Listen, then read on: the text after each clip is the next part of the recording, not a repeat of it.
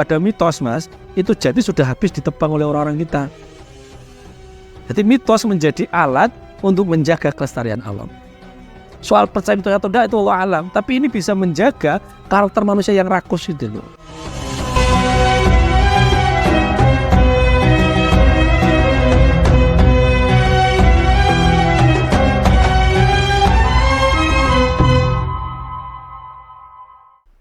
Satu hal yang dibangun oleh persepsi kita, pandangan kita tentang Sunan Muria adalah satu, beliau wali muda. Maka jangan heran kalau orang yang jual foto-foto wali Songo itu bukan foto wajah wali Songo yang asli loh, enggak itu. Itu kan pasti ketika kita menangkap wajah Sunan Muria itu pasti muda. Padahal kan masa orang muda terus kan nggak mungkin tuh. Ini menggambarkan bahwa orang yang muda pun punya potensi kebaikan yang bisa memberikan kemaslahatan kepada orang lain. Semangat mudanya Sunan Muria itu dibawa.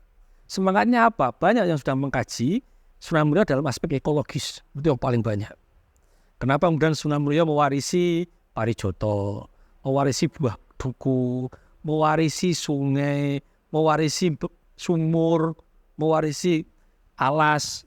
Meskipun nanti cara penyajiannya berbeda-beda. Ada pakai mitos, ada pakai cerita tutur, ada pakai apa. Tapi ini menunjukkan bahwa Sunan Muria itu sangat adaptif terhadap lingkungan masyarakat yang agraris. Yang desa, yang hidupnya di pantai, di sungai, di kali, dan seterusnya.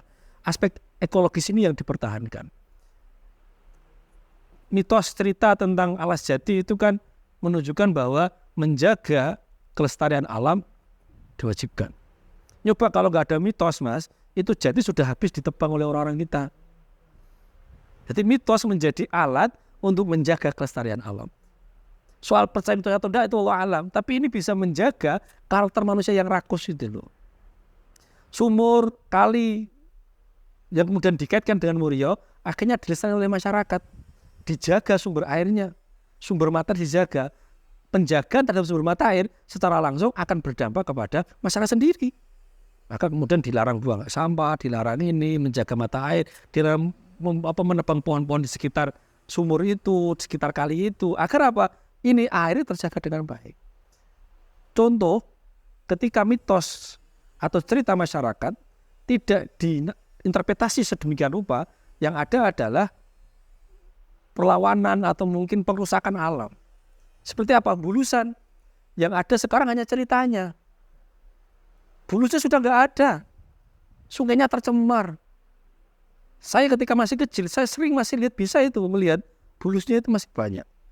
Bahkan ketika kupatan itu tanggal 8 Syawal itu ada tradisi kita lempar kupat itu.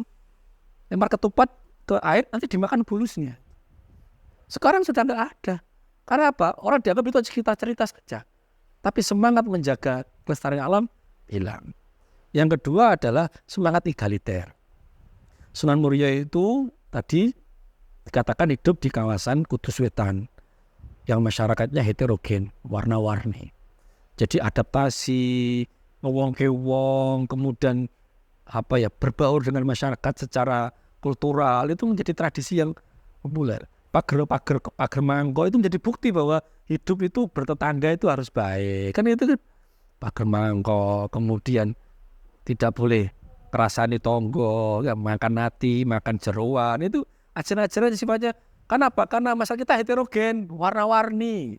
Nah, itu ajaran-ajaran egaliter, masyarakat agraris, kemudian sadar ekologi, itu ajaran-ajaran yang bisa kita tangkap. Dan semangat mudanya Sunan Muria itu semangat yang harus kita tangkap itu.